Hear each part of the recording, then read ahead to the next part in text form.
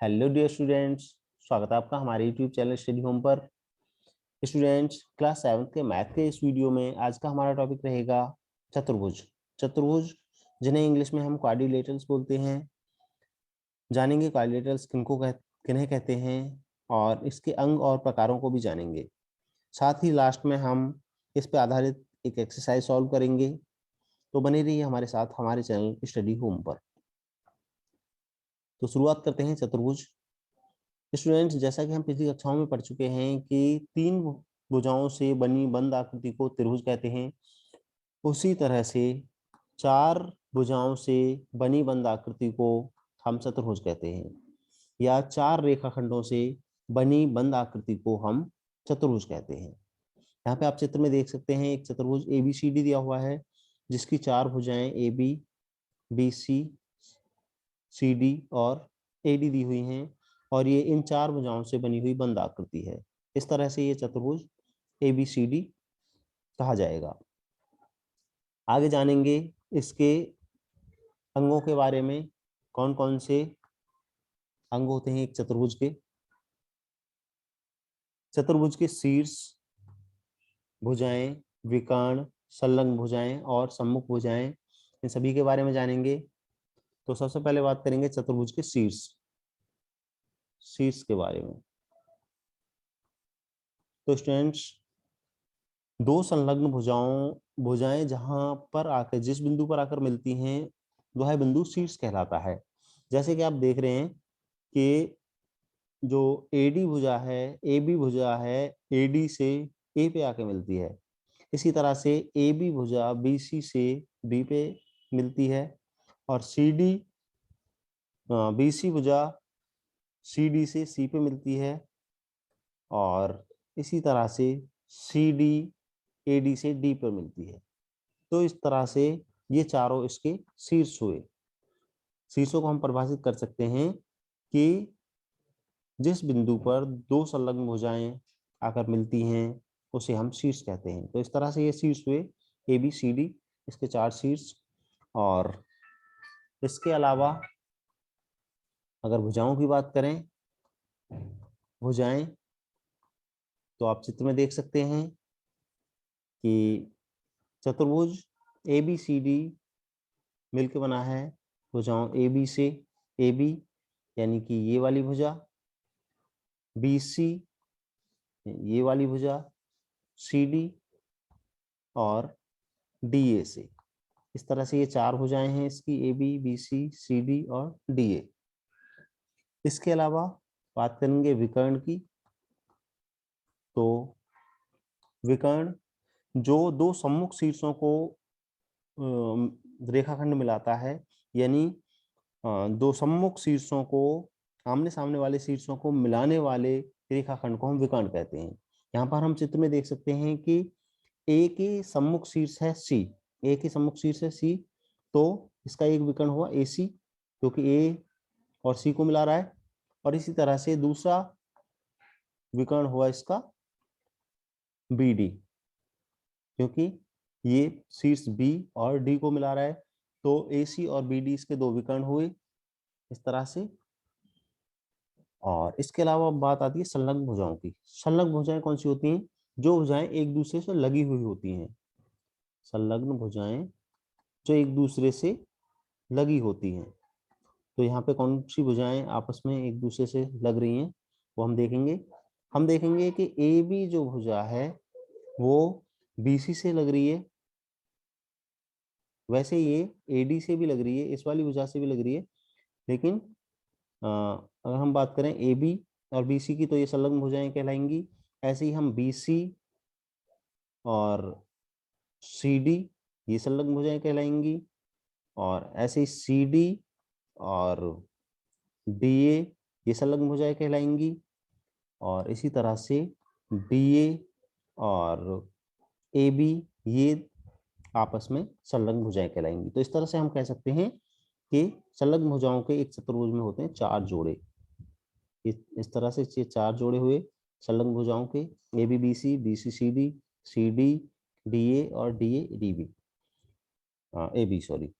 और इसके बाद आती है सम्मुख भुजाएं। सम्मुख भुजाएं सम्मुख भुजाएं कौन सी होती हैं? सम्मुख में सामने वाली भुजाएं, आमने सामने वाली भुजाएं। यानी हम बात करें ए बी की, इस वाली भुजा के सामने की भुजा है ये, ए बी के सामने की भुजा है सी डी, ए बी के सामने की सी डी। और इसी तरह से और इसकी बात करें ए डी की, तो ए डी के सामने की भुजा है बी सी, या फिर हम कह सकते हैं कि बी सी के सामने की भुजा है ए डी। तो सम्मुख भुजाओं के भी दो जोड़े होते हैं और संलग्न भुजाओं के होते हैं चार जोड़े एक चतुर्भुज में। आगे हम जानेंगे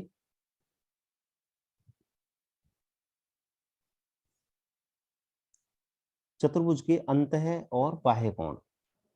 चतुर्भुज के अंतः और बाह्य कोणों के बारे में जानेंगे।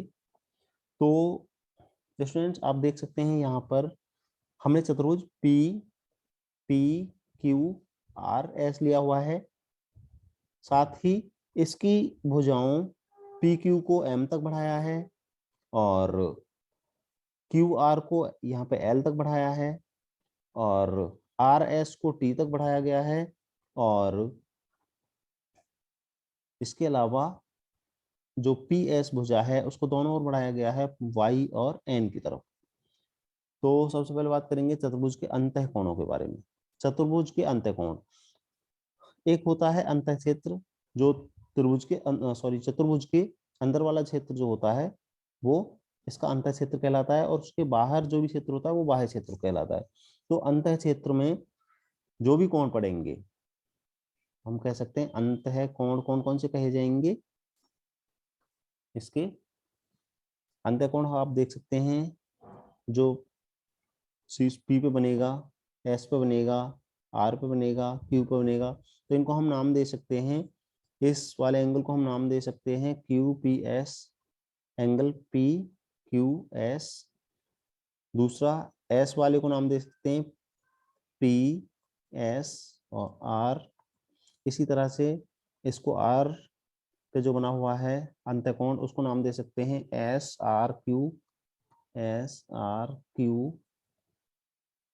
और इसके अलावा जो क्यू पे बना हुआ है उसको देंगे नाम आर क्यू पी, या फिर पी क्यू आर भी हम नाम दे सकते हैं इसका। तो इस तरह से ये चारों कोण जो हैं इसके अंतः क्षेत्र में पड़ रहे हैं, इसलिए ये अंतः कोण कहे जाएंगे, अंतः कोण। अब बात आती है बाह्य कोणों की। तो बाह्य कोण कौन से होते हैं? बाह्य कोण जब हम चतुर्भुज की भुजाओं को आगे बढ़ाते हैं, जैसे हमने पी क्यू को एम तक बढ़ाया है, यहाँ पे आगे तक बढ़ाया है, तो यहाँ पे एक कोण बना है और इसके अलावा यहाँ पे भी कोण बना है। और हमने जब पी एस को बढ़ाया है दोनों तरफ तो यहाँ पे कोण बना है, इसके अलावा यहाँ पे भी कोण बना है। और ऐसे ही अगर इधर बात करें हम क्यू आर की, तो क्यू आर को हमने एल तक बढ़ाया है, तो यहाँ पे जो कोण बन रहा है, जो इसके बाह्य क्षेत्र में कोण बनते हैं और यहाँ पे भी कोण बन रहा है, तो इनको कहेंगे बाह्य कोण। बाह्य कोण यहाँ पे कई सारे हैं, आप देख सकते हैं। अगर हम बात करें इस वाले कोण की, इस वाले कोण की बात करें तो इसको नाम हम दे सकते हैं M P Y, M P Y. और इसी तरह से अगर हम इसको नाम देंगे तो क्या देंगे, टी आर क्यू दे सकते हैं, टी आर एल दे सकते हैं, टी आर एल। या फिर और अगर इसको नाम देंगे हम इस वाले कोण को तो क्या देंगे, एल क्यू पी या L Q M, L Q M. ऐसे ही यहाँ पे भी एक बाह्य कोण बना हुआ है, इसको नाम दे सकते हैं हम एन एस आर या N S T, N S T. तो इसके अलावा भी यहाँ पे अंत्य कोण देखे जा सकते हैं। तो कहने का मतलब है कि जो कोण इसके बाह्य क्षेत्र में पड़ेंगे, चतुर्भुज के बाह्य क्षेत्र में पड़ने वाले कोण बाह्य कोण कहलाते हैं और अंतः क्षेत्र में पड़ने वाले कोण अंतः कोण कहलाते हैं। और अब आगे बात करेंगे चतुर्भुज के प्रकार के बारे में। चतुर्भुज के प्रकारों को जानेंगे एक एक करके। तो सबसे पहला है समलंब, जिसको हम ट्रेपेजियम कहते हैं इंग्लिश में। तो ट्रेपेजियम कौन सा होता है? ऐसे चतुर्भुज जिनकी सम्मुख भुजाओं का एक युग्म, युग्म मीन्स जोड़ा, समांतर होता है। सामने वाली भुजाओं का कोई सा एक जोड़ा इनमें से समांतर होता है, समलंब चतुर्भुज कहलाता है। तो आप यहाँ चतुर्भुज एबीसीडी में देख सकते हैं, एबीसीडी में देख सकते हैं कि जो सम्मुख भुजाएं हैं, जो ए बी है वो समांतर है सी डी के। समांतर भुजाओं को प्रदर्शित करने के लिए इस तरह से इंडिकेट करते हैं दो खड़ी हुई लाइनों से। और जबकि यहाँ पर जो ए सी भुजा है वो बी डी के समांतर नहीं है, ए सी समांतर नहीं है बी डी के, क्योंकि जब इनको आगे बढ़ाएंगे हम तो ये कहीं ना कहीं जाके आपस में मिल जाएंगी, तो इस तरह से ये समांतर नहीं है और यहाँ पे एक ही जोड़ा समांतर है। इसके अलावा एक और इसका प्रगुण होता है कि हमने यहाँ पर ए से लेकर ए शीर्ष से सी डी पर एक लंब डाला है, मान लो इसको एम नाम दे देते हैं, ए एम।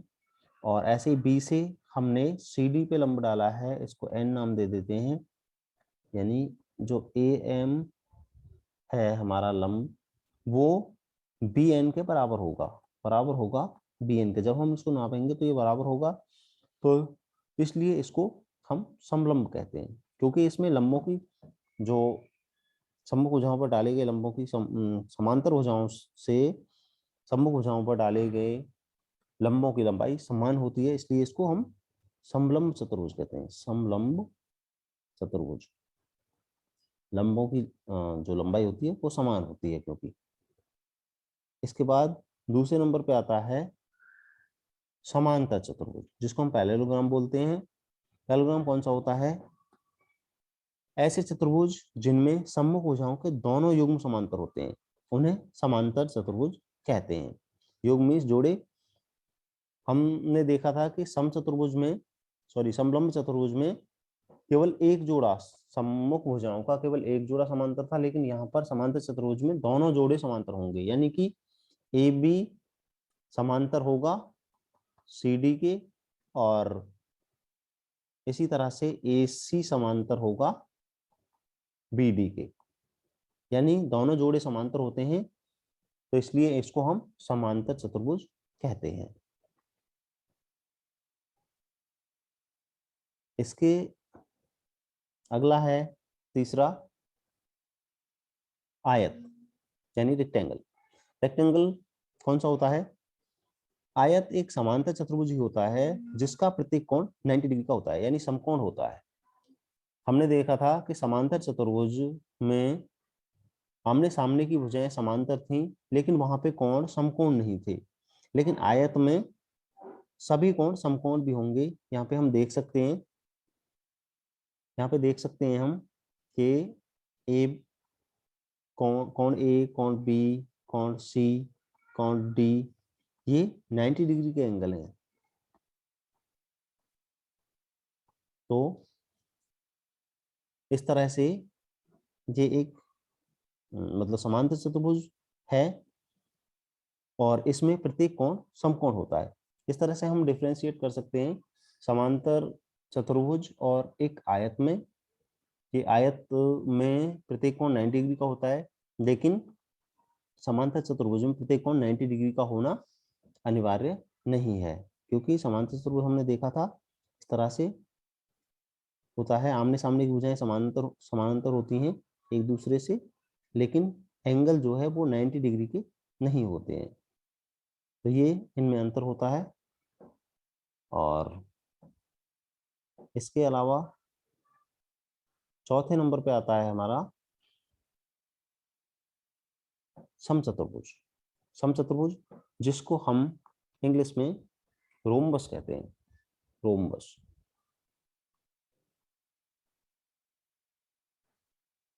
इसकी पहचान क्या होती है? एक ऐसा समांतर चतुर्भुज जिसकी सभी भुजाएं समान होती हैं समचतुर्भुज कहलाता है। यहाँ पे हम देख सकते हैं समचतुर्भुज ए बी सी डी दिया हुआ है। इसमें आमने सामने की भुजाएं समांतर तो हैं, समांतर हैं, ए बी समांतर है सी डी के, और ए डी समांतर है बी सी के, साथ ही समांतर होने के साथ साथ ये एक दूसरे के बराबर भी हैं, यानी ए बी जो है बराबर होगी सी डी के, और ये सारी मतलब आपस में भी बराबर होंगी सी डी, और ए बी सी डी के बराबर होगी, और ये भी ए डी और बी सी भी आपस में बराबर होंगी, यानी सारी भुजाएं आपस में एक दूसरे के बराबर होंगी। या हम कह सकते हैं कि ए बी बराबर बी सी बराबर सी डी बराबर डी ए, और आमने सामने की भुजाएं समांतर हैं। तो एक बार दोबारा से रिपीट करते हैं। एक ऐसा समांतर चतुर्भुज जिसकी सभी भुजाएं समान होती हैं समचतुर्भुज कहलाता है। अगला है 5वें नंबर पे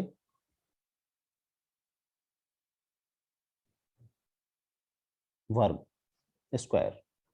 स्क्वायर की क्या पहचान होती है?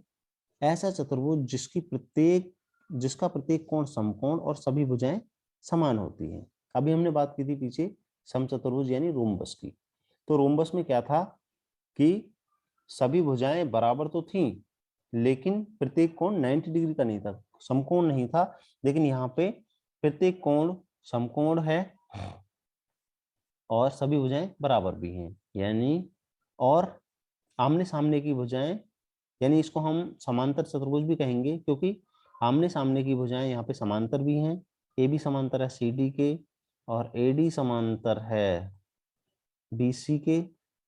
साथ ही और क्या है यहाँ पे, ए बी बराबर बी सी है बराबर सी डी है बराबर डी ए है। ये सभी भुजाएं बराबर हैं, और सभी भुजाएं जब बराबर होंगी तो ऑब्वियसली यहाँ पे जो कोण बनेंगे वो सभी समकोण होंगे, यानी कि 90 डिग्री के होंगे। तो इस तरह से हम इन चतुर्भुजों की पहचान कर सकते हैं।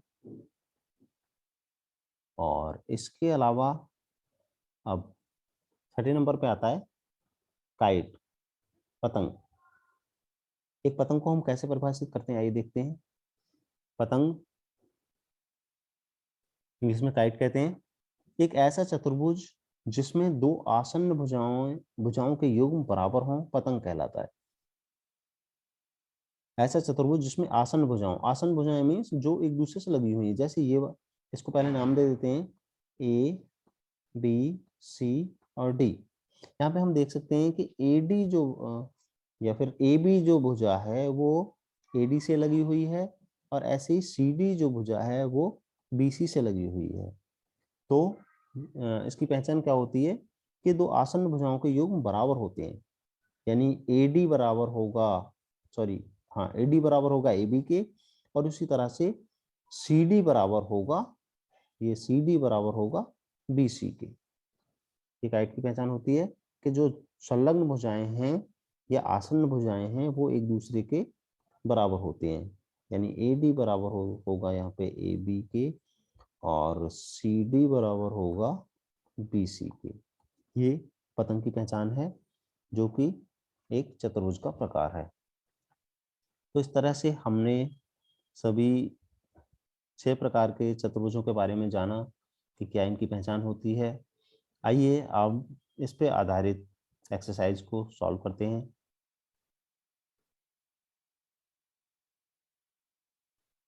तो यहाँ पे हमें ये चतुर्भुज ए बी सी डी दिया हुआ है, आप देख सकते हैं। तो सबसे पहला क्वेश्चन इसमें पूछा है कि कितनी भुजाएं हैं ए बी सी डी, चतुर्भुज ए बी सी डी में कितनी भुजाएं हैं।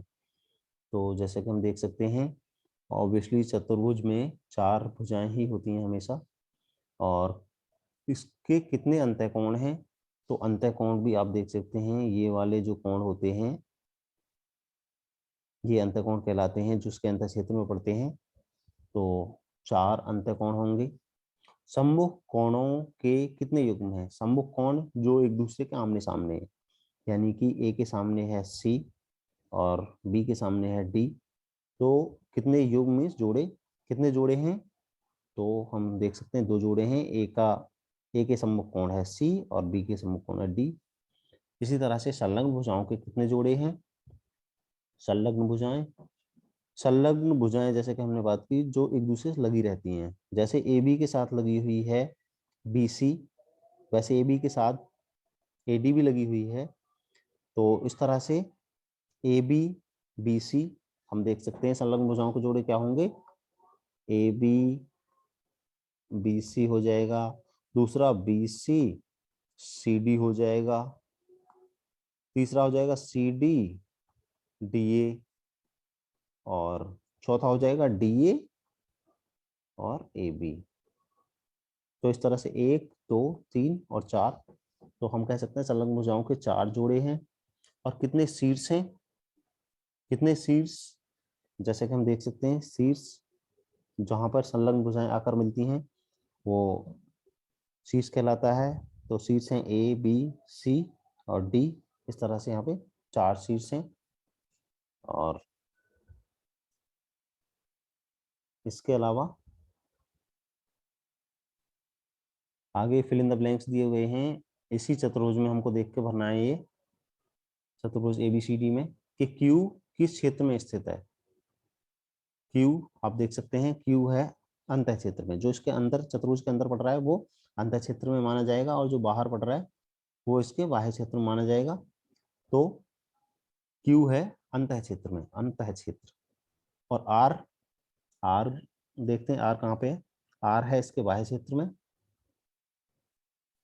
आर है इसके बाह्य क्षेत्र में।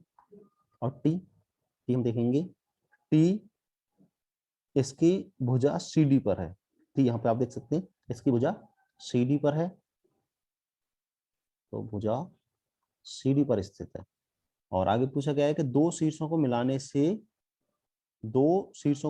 विकर्ण बनता है। हम यहाँ पे बना लेंगे एक चतुर्भुज,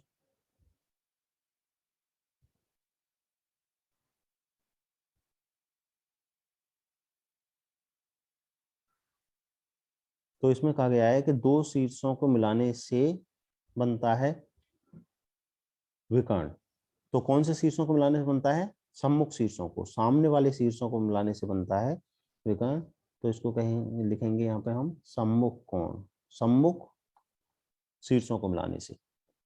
और अगला है शीर्ष ए और किसको मिलाने से विकर्ण बनेगा, ए को सी से मिलाने पर, ए को ए और सी को मिलाने से विकर्ण बनेगा। और इसी तरह से शीर्ष डी को बी से मिलाने पर विकर्ण बनेगा। और अगला है 7वां, चतुर्भुज का एक विकर्ण इसे, चतुर्भुज का एक विकर्ण इसे कितने त्रिभुजों में विभाजित करता है। यहाँ पे 2 विकर्ण हैं, लेकिन हम अगर एक ही विकर्ण खींचे इसका चतुर्भुज का ए बी सी और डी, यहाँ से इसको मिलाएंगे ए को सी को, तो यहाँ पे जब हम एक विकर्ण खींचते हैं तो कितने त्रिभुजों में विभाजित कर देगा इसको, 2 में, एक ये दूसरा ये। तो हम लिखेंगे यहाँ पे 2 त्रिभुजों में विभाजित करता है। और समचतुर्भुज की चारों भुजाएं कैसी होती हैं, समचतुर्भुज जैसा कि हमने पीछे पढ़ा था, समचतुर्भुज की चारों भुजाएं होती हैं समान, समान भुजाएं होती हैं। 9वां है आयत के कोण समकोण होते हैं। आयत जैसा कि हमने देखा था पीछे, तो हमने वहां पे देखा था कि आयत के सभी कोण समकोण होते हैं। तो यहाँ पे लिख देंगे हम सभी कोण समकोण। और इसी तरह से वर्ग की सभी भुजाएं बराबर और सभी कोण समकोण होते हैं, सभी भुजाएं बराबर और सभी कोण समकोण होते हैं। तो समलंब चतुर्भुज की, और सबसे पहले हम जाना समलंब चतुर्भुज के बारे में। तो समलंब चतुर्भुज की सम्मुख भुजाओं का एक युग्म समांतर होता है, सम्मुख भुजाओं का यानी आमने सामने वाली भुजाओं में से किसी एक जोड़े में जोड़ा समांतर होता है। तो इस तरह से एक्सरसाइज यहीं पे समाप्त होती है। आज के इस वीडियो में इतना ही दोस्तों। इस वीडियो में हमने चतुर्भुज के बारे में जाना, उसके अंग और उसके प्रकारों के बारे में जाना। आगे हम इसके और अन्य प्रगुणों के बारे में जानेंगे और उस पर आधारित एक्सरसाइज को सॉल्व करेंगे। हमारा ये वीडियो देखने के लिए धन्यवाद। अगर आपको वीडियो पसंद आया हो तो आप इसे लाइक करें, दोस्तों के साथ शेयर करें, साथ ही हमारा चैनल स्टडी होम सब्सक्राइब करना न भूलें। धन्यवाद।